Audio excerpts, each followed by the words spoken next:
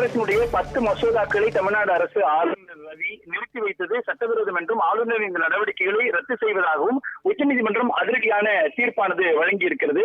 மிகவும் முக்கியத்துவம் வாய்ந்த ஒரு தீர்ப்பினுடைய அம்சங்கள் என்பது ஆளுநருடைய அதிகாரம் சம்பந்தப்பட்ட விஷயங்களில் கேள்வி செய்திருக்கிறது. மறுவரையைக்கு உட்படுத்தக்கூடிய ஒன்றாக மாறியிருக்கிறது. தற்பொழுது நம்முடைய இணைப்பில் மூத்த பத்திரிகையாளர் பிரியன் இணைந்திருக்கிறார். பிரியனிடம் பேசலாம்.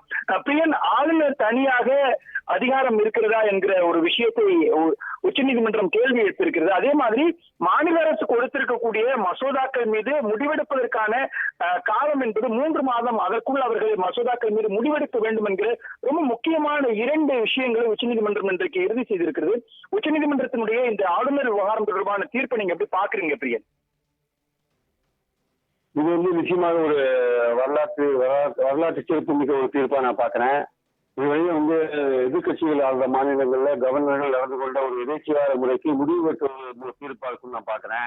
அதாவது ஆளுநருக்கு ஒரு தனி அதிகாரம் இருக்கிறதா இல்லையா அப்படின்றதுல அந்த பாயிண்ட்டை வச்சுட்டு கவர்னர் பல மசோதாக்களை நிறுத்தி வைத்தும் சில மசோதாக்களை நிறுத்தி வைத்த மசோதாக்களை ஜனாதிபதி அனுப்பிச்சும் அதை தாமதித்தும் பலவிதமான சங்கடங்களை நிர்வாக ரீதியான பல சங்கடங்களை தமிழக அரசுக்கு ஏற்படுத்தி இருக்கிறார்.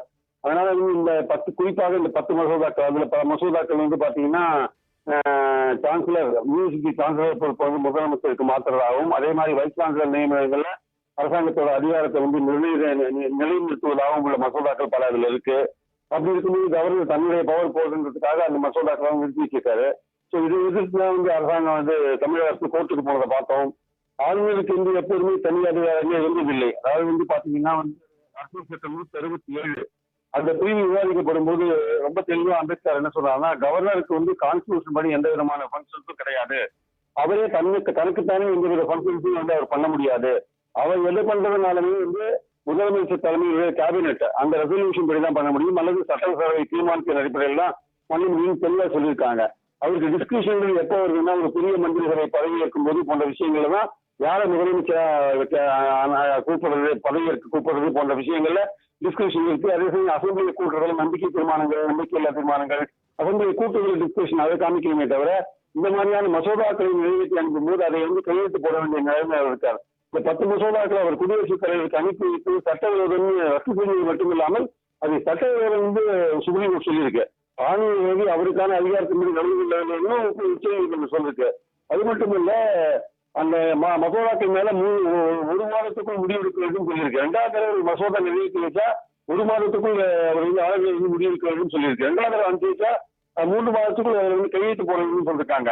ஸோ ஆளுநர் மாநில அரசின் ஆலோசனை அடிப்படையில் தான் செயல்பட வேண்டும். அதே மாதிரி மசோதாவை அனுப்பிய நாளிலே முடிவெடுக்க வேண்டும் சொல்றாங்க.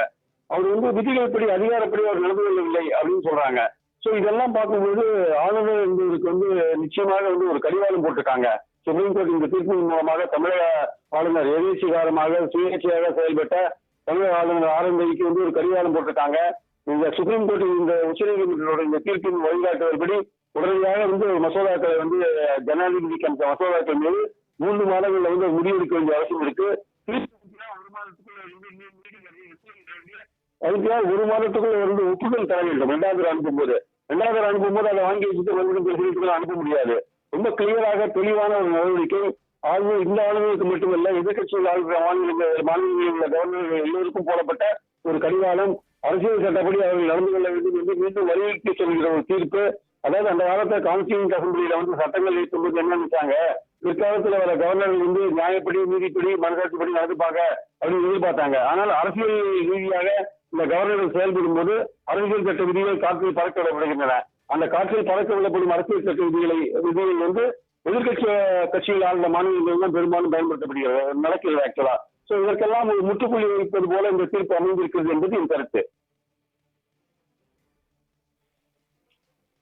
இணைப்பிலிருந்து உங்களுடைய கருத்துக்களை பதிவு செய்ததற்கு நன்றி பிரியன்.